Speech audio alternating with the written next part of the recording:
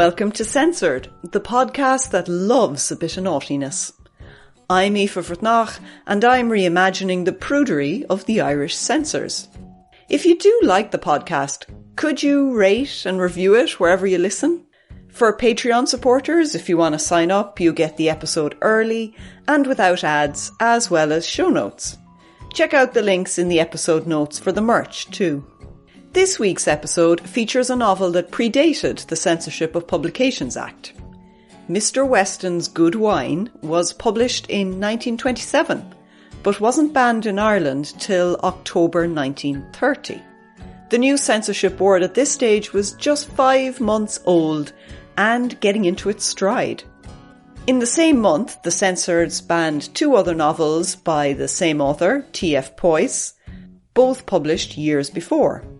It was one of the odder features of Irish censorship that old books were banned just as much as new releases. I've always thought it was strange. Mr. Weston's Good Wine may have been widely read in the 3 years before it was banned. There could have been lots of copies floating around, going from reader to reader by 1930. But once it was banned, no library in the country could stock it. Public and lending libraries were really important sources of books, especially if you lived in the country. There was a real reason to ban older books. It did have real effects. But then there are lots of old books to choose from. How could the board choose some and not others? Like, it's obvious if a novel is famous for being rude, like one I've covered already, The Well of Loneliness. The obscenity trial about that book was in the Irish newspapers, so everyone knew it was filthy. Mr. Weston's Good Wine was never in court, so how did the censors decide to ban it? In this case, I'm going to blame the Catholic Truth Society of Ireland, known as the CTSI. To be honest, you could blame the CTSI for all the censorship, if you really wanted to. The organisation lobbied hard for the law and helped promote banning in the early 1930s. Mr. Weston's Good Wine was probably brought to the attention of the censors by a diligent member of the CTSI. He, and it was probably more likely to be he than she, highlighted the dodgy bits in the book, filled in the forms, and posted it all to the censorship board. I have this vision of an outraged prude at a kitchen table, taking his pen to novels, leaning hard into the paper to emphasise just how disgusted he is. I mean, he is a smut seeker like me. I can see the attraction of the job. It's a lot of fun, but even I couldn't manage to read 4,000 books a year, like the CTSI volunteers did in 1930. Now, they couldn't keep it up. Nobody could. And soon most books were referred to the censors by customs. But at the very beginning, when Mr. Weston's Good Wine was banned, the CTSI directed a ton of books and newspapers to the board. So it's likely somebody had come across Powys and was outraged. Now for the drink to go with the book this time. Obviously it should be wine. But the wine Powys is talking about is actually a Christian allegory. The wine is either love or death, depending on whether it's light or dark. There are a lot of layers here, so to avoid them, I'm drinking real booze, not allegorical stuff. The other choices offered in the novel are water, beer and gin. I'm choosing gin because it's the holy bottle, a consolatory tipple of an Anglican priest who doesn't believe in God. If it's good enough for him, it's good enough for me. All I knew about this novel before starting it was that Powys was known as a writer of Christian fantasy, alongside, say, C.S. Lewis. Fine by me, I thought. Either Narnia or the Screwtape Letters. I'd be happy to read something like that. And the clues that this is a text concerned with Christianity are there straight from the beginning. On page 2 is the first reference to sin using very Christian language. So if you come out in a rash at language that shows the influence of Christian thought and writing, this book is not for you. I must also warn you that it enthusiastically reproduces Christian misogyny. In chapter 7, Mr. Weston says, "How often I have to remind you, Michael," he said a little sternly, "that in our trade report the women come last." The characters in this novel are Mr. Weston, who's God, and Michael, who's, well, the Archangel Michael. Their earthly forms, for the purposes of this book, is wine salesmen travelling around the country in a little van. It takes a while for them to get to the village called Folly Downs that's populated with a variety of rustic rural types. There's a lot of English dialect here, and I think it's supposed to be a West Country dialect. If you watch the Poldark TV show, the Bogger peasants apparently speak with a West Country accent, so bear that in mind. I do love accents, but they're hard to read when you're not particularly familiar with them. And there's not enough money in the world to persuade me to make a feckin' fool of myself speaking West Country. So you got to imagine an isolated village of dialect-speaking peasants visited by God and the Archangel Michael, who speak a church-inflected standard English. But to get to the point, really, of the smut-seeking, I suspect when the Mumby boys are introduced in Chapter 8 that the censors were not happy. The Mumbys are the sons of the local squire, the big landowner in the village. And this is where Michael is outlining the main features of the Mumbys to Mr. Weston. Besides being the cause of the death of Ada Kiddle, who was drowned in a deep pond, and behaving, until tired of them, in a merry manner with Ada's two sisters, Phoebe and Anne, under the oak tree upon the green, the young Mumbys now begin to boast pleasantly that nothing, either in earth or heaven, shall prevent them from ravishing Jenny Bunce. But strange though it may sound, up till this moment they have been prevented. So there you go, extramarital sex, under an oak tree, and intended rape. Given the censors' sensitive natures, this was enough to earn a ban. But Powys did not leave the subject of hijinks under the skies at this mild, factual description. What happens under the oak tree, who shags who and why, is returned to again and again. This plain account by Michael, where he's just laying out the facts, is expanded into something sinister, rotten and corrupting at the heart of Folly Downs. The Mumbys are taking advantage of their exalted social position, and they shag the local girls whenever they can. At first, this is presented as merrymaking, as Michael said, harmless sport between willing participants. The young women and girls are only doing what's natural. It's in their nature to be wanton. None of the other village characters seem surprised or shocked by their carry-on. So far, so merry England. But Powys weaves a complicated and occasionally baffling plot around the sex under the oak tree. Although Michael tells us the Mumby lads are doing the business at the very beginning here, the village believes it's Mr. Grunter who's having his way with the maidens. I know, Mr. Grunter. Seriously. Anyway, this idea persists even though the man himself is plain out.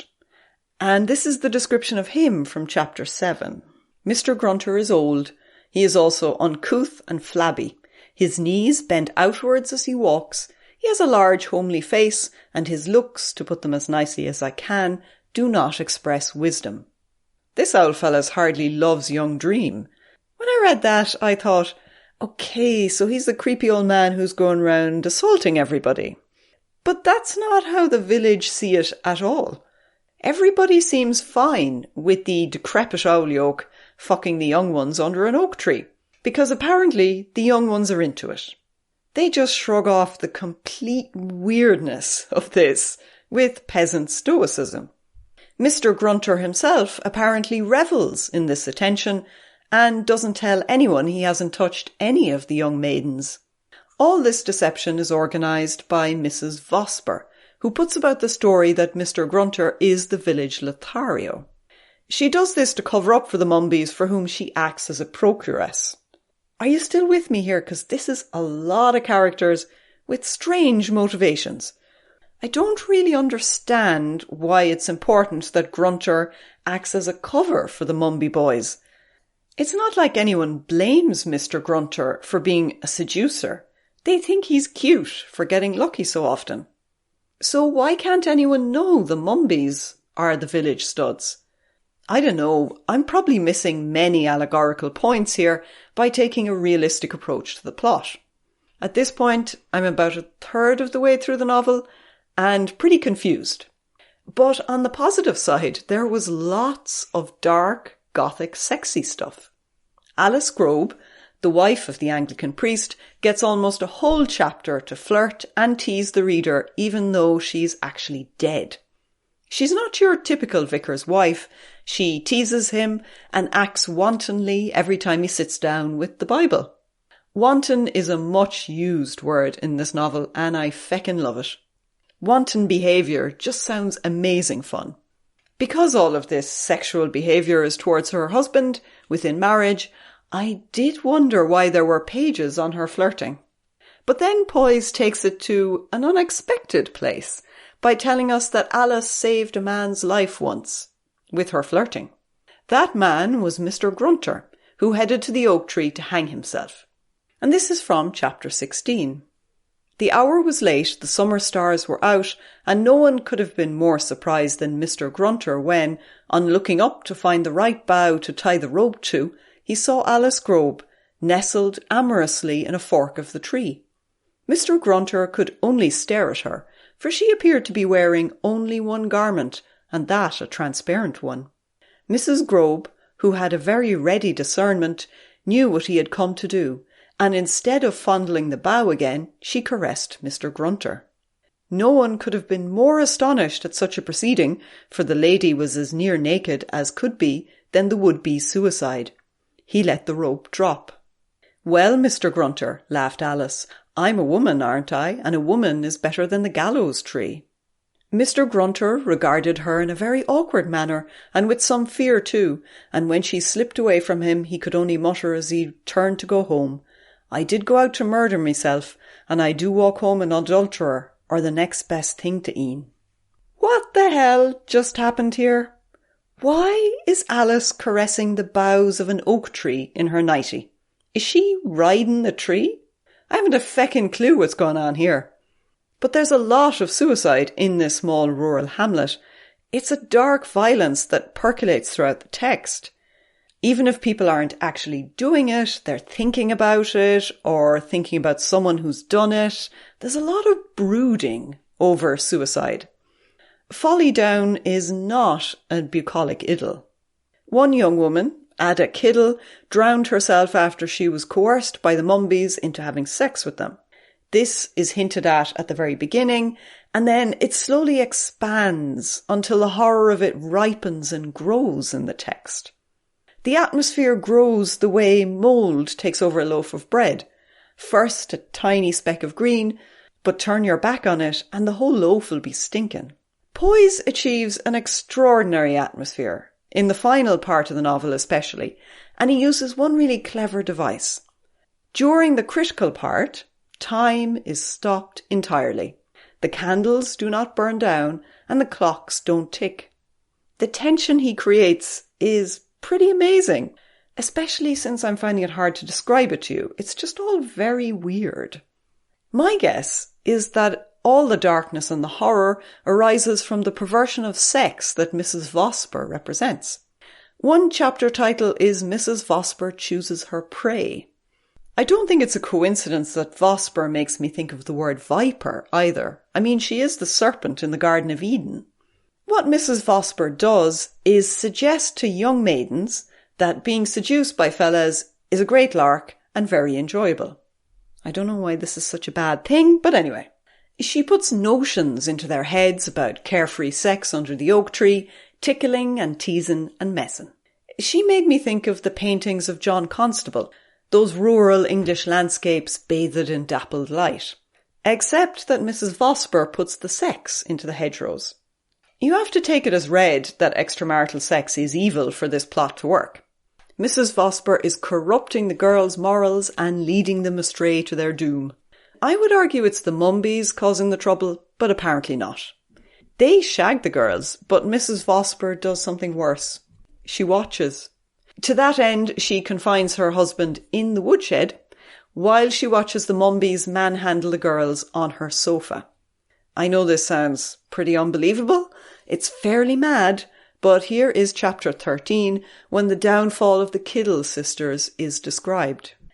Anne Kiddle showed a little more care of herself and didn't give herself up at almost the first assault as her sisters had done, though in so doing she only provided more entertainment to Master John Mumby, who, shielding himself safely behind Mr. Grunter's supposed reputation for such affairs, very soon, after a struggle or two, brought the young lady to heel upon Mrs. Vosper's sofa, while Mrs. Vosper looked through the keyhole, but blamed herself for not having brought her glasses out with her when she left the pair together.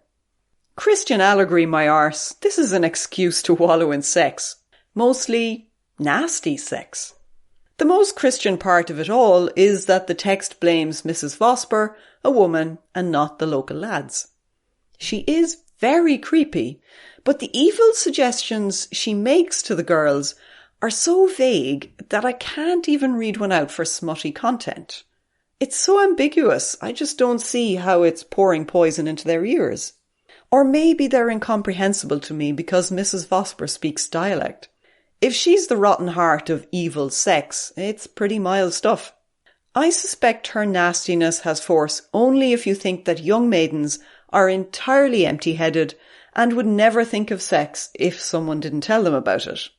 Powys is pretty misogynistic. His women characters are either stupid, evil, blind, or simple-minded. Well, with one exception. Tamar Grobe. She's the vicar's daughter, and she's a sex-crazed religious maniac. Seriously, she is. But her lust is just fine because she's fallen in love with a painting on the pub, and it's a picture of the Archangel Michael, done by himself some time earlier, 'cause time travel and stuff. Okay, this is ridiculous. This novel is fucking mental. The pub is actually called the Angel. I mean, the plot isn't very subtle. But it gets weirder because Michael actually has the hots for her. And I was genuinely surprised and a teeny bit shocked when Michael started talking about Tamar's body. Chapter 8, which rejoices in the name Mr. Weston is introduced to the women, features the two lads chatting about Tamar. Michael is once again explaining who everyone is to Mr. Weston. Miss Tamar Grobe, a name I have written myself. Please, tell me about her. With the greatest willingness, answered Michael, for I know her very well. She has a brown birthmark, about the size of a sixpence, just a little above her navel. You particularise too much, Michael. She is dark. She has red, pouting lips. She is neither short nor tall. She has a cherub face and pleasant breasts, well suited to such a maiden. Her ankles are very small, and her gait free though yielding, and she refuses to leave her father for anyone lower than an angel. Right, so he knows everything about her, even down to her birthmark. I get the feeling that godly surveillance has been put to some inappropriate uses here.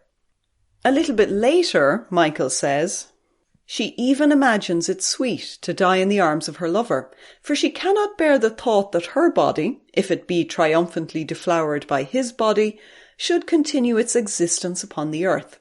She often dreams of perishing utterly in a vast flame of love. Feckin' hell, Tamar is very much an OTT gothic heroine. You won't be surprised to hear that she tends to roam the downs alone. Powys was a fan of Emily Bronte, after all. And Tamar does get her angel, in the end.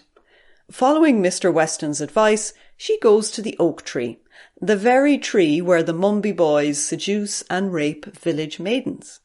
This tree is at the heart of the village and the novel. Oaks are pretty potent symbols of the English landscape. The oak here is the tree of England.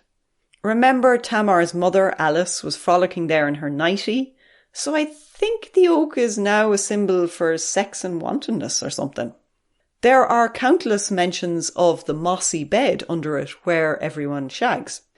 But then Tamar meets her angel, her ordained holy lover, under the tree and will know bodily delight on said mossy bed. But that's okay, they will get married first, in a church. So the sex is legit. In the final pages of the novel, Powys beats you over the head with the symbolic meaning of the oak tree. Mr. Grunter curses it because it offers shelter to wicked sinners. Mr. Grunter curses it because it offers shelter to wicked sinners. Its branches cast a dark shadow so no one can see what's going on under it. After he curses the tree, it's struck by lightning and collapses. This is the second last chapter, so leave subtlety behind. There's none of it left. You just have to accept this kind of thing. And I'm afraid it kind of gets a bit sillier.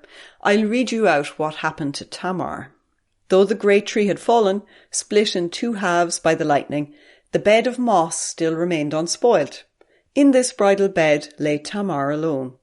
Upon her forehead there was a blue mark, showing where the lightning had struck her. Mr. Grunter looked at her. As he looked, Michael stepped upon the green. Michael raised Tamar in his arms as though she were a babe. The stars shone again in the heavens. 2 shining stars fell upon the earth. These stars moved as winged beings to Michael, and, taking Tamar from his arms, rose with her into the skies. Mr. Grunter nodded approvingly. Okay, that's totally fine. She's off to heaven, and that ties up that plot line quite nicely. Once the oak is dead, there's no more bad sex. The unmarried girls in the novel are all safely shacked up, and Mr. Grunter refuses to pretend he's the village stud. Sexual order is restored because everyone is married or behaving themselves. Maybe Powys chose the oak because it was associated with pagan England and druids and stuff, and this novel is about the triumph of Christian values. I don't know. Maybe. But in fairness to Powys, it isn't just heavy symbolism and OTT melodrama. There are a surprising number of laugh-out-loud moments, where a dry, sarcastic observation interrupts the storytelling. For example, this is Michael and Mr. Weston talking about the vicar, Mr. Grobe. You may think it a little strange when I tell you that Mr. Grobe never blames anyone, and God less than any, and that for a very simple reason, because he does not believe in him. As you no doubt understand from the appellation of Reverend before his name, Mr. Grobe is the pastor of the village.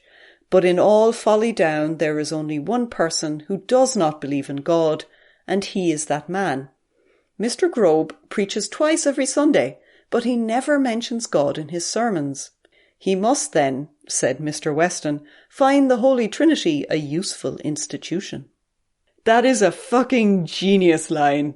I mean, nobody knows what the feckin' Holy Trinity is all about. And it is the perfect way to talk about Christianity and God stuff without actually talking about God. Love it. There was another hilarious moment when one of the village ladies was giving out to Mr. Grobe about his wayward daughter Tamar. This lady was scandalised because he hadn't sent his little girl to school, as befitted her class. And this is from chapter 11. If you let her run about these hills in the way she does, she told Mr. Grobe, who can say what might not happen? I wouldn't be in the least surprised to hear that the girl had fallen in love with a hay trusser or a badger. Or she might set up housekeeping with an old raven in a treetop. If a girl is not taught to play hockey, she might be found in a wood talking to a serpent. Oh, that is too delicious. If only Eve had learnt to play hockey, the downfall of man might never have happened. Now, the Bible does pop up a lot, but mostly as a book itself rather than what's in it, its content, or the symbolism that permeates it. Mr. Weston keeps telling people he's a writer, but they're not impressed. When he offers to read a chapter from his book, the Bible, to Mr. Grunter, this is what happens. Mr. Weston was in no way abashed. I could read a chapter to you, Mr. Grunter, he said. Mr. Grunter considered for a moment. He pressed his hands to his ears. I be gone stone deaf, he said. 'Tis how I be taken at times, he explained. So 'tis best we do not talk of what I can hear. Mr. Weston looked at Mr. Grunter in deep disappointment. My book must indeed be out of fashion, he said sadly, for even Mr. Grunter will not hear it read. I can hear anything that be said about women or drink, said Mr. Grunter, who felt a little sorry for Mr. Weston's sad looks. So funny. It's just so irreverent. Without these satirical moments, I think the novel would be really difficult to read. Of course, the whole idea of Mr. Weston, or God, as a salesman is fundamentally amusing and is touched on throughout. Now, I did think Powys harped on about this too much, but it's possible the humour here lies in a deeper understanding of theology than I have. But that's enough with the old Christian theology. It's time for censorship bingo. When I started Mr. Weston's Good Wine, I was sure it would score very low, but about halfway through I began to change my mind. So let's see how it finally measures up. As usual, we start with breasts. Yes, even the angels are obsessed with tits. There's not a lot of references, but there's enough for a tick. Bestiality. Controversially, I would say yes. I never get to tick this one normally, but I think I can here. There's a character called Luke who thinks that the beasts in the field have souls while humans do not, until he falls in love with a girl called Jenny. There are some interesting passages where he blurs the line between the animals and Jenny, especially when he compares her eyes to those of a cow. Since he's burning with passion the whole time, I think this qualifies as sex with animals. Sex work. Well, yes, the Mumbies are very annoyed that the women in the nearby town ask for cash after sex, since they usually don't have to pay for it in their own village. Racism. Weirdly, no, and I say weirdly because I was fully expecting anti-Semitism in a Christian allegory, but I didn't spot it. Drugs. No drugs. Politics. No, not a thing. Swearing. No, unfortunately, the dialect is very clean and neat. There's no coarse language at all. Infidelity. Well, I mean, the vicar's wife is up to all sorts under the oak tree, and Mr. Grunter is married while pretending to be the local stud, so yeah, I think I can tick that. Then crime. There is actually a lot of crime in this novel. Firstly, the many references to suicide, and the Mumbies are not averse to raping people if they can't get consent. So definitely tick that one. Genitalia. No, I couldn't even find heavy symbolism about flowers or suspicious use of natural world metaphors. None at all. Next up, abortion. No. Orgies. Well, the Mumbies come close, but no, not really. Sexual assault. Oh yeah, definitely. Consent is certainly lacking where the Mumbies and the Kiddles are concerned, and the lads do try to rape Jenny under the oak tree. Extramarital pregnancy. Yeah, the Kiddle sisters are made pregnant by the Mumbies. That piece of information is casually thrown in there. It's not a big deal. Masturbation. No, definitely not. Sex toys. Unless you count the vicar's wife getting off with the tree, no. And I don't think I can count that really. Feminism. Absolutely fucking not. The women characters are pretty poor. It's a fairly misogynistic text, really. Next up, divorce. No, none of those fancy town ways in this village. Contraception. Not even a glancing reference. I suppose the style isn't realistic enough for that sort of thing to fit into the text. Menstruation. No, it may be about earthly rural antics, but it's not that earthy. Blasphemy. This would have been insanely offensive to Ireland's conservative Catholics. Where to start with the offence? There's no church in it, apart from a priest who doesn't believe in God. And then there are hints that dodgy sexual stuff happens within the church building itself. People seem to get pregnant from things that happened in church. Very odd. Of course, the notion that God was a common travelling salesman would have caused heart attacks. And finally, the Archangel Michael as the world's best lover, well, that's unimaginably blasphemous. I'm fairly sure the religious content is what drew the censors' attention to it in the first place.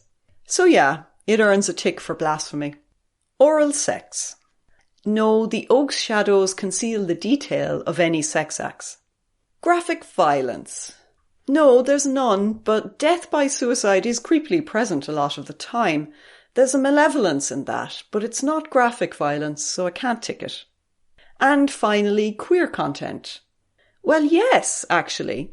Tamar, the vicar's daughter, bathes naked in front of her servant, Jenny Bunce, and there's a lot of significant staring at nudity. Later, Tamar rather enthusiastically kisses Jenny on the lips. So I think we could tick that. There's definite undercurrents there. In total, Mr. Weston's Good Wine gets 9 out of 25, which isn't a very high score. It is higher than many of the novels banned in the 30s. They usually get a 5 to a 6, but it's a lot higher than I was expecting when I began to read it. To be honest, it takes a while for it to get going. There's not a lot about sex until a third of the way in. I'm ambivalent about this novel. I don't know if I can really recommend you read it. You might find it a little long, and the style is an acquired taste. But if you like gothic stuff, you'll love the last third. Mr. Grunter even digs up a corpse. The tension is remarkable in that last part. It's pretty unforgettable, actually. It was the highlight of the reading. Of all Powys' novels, it's the only one that's never been out of print, so there's a constant demand for it. But it's pretty niche. It's not an obvious people pleaser. If you're looking for a novel saturated with gothic sex, but no explicit descriptions, this is the one for you. Next episode won't feature any God at all, I promise. It's a courtroom drama from 1970s Ireland. The Irish Family Planning Association published a booklet about contraception that ended up stopping the censors for 2 whole years. Mad stuff, and there won't be an oak tree in sight. Till then, keep your hands clean and your minds filthy.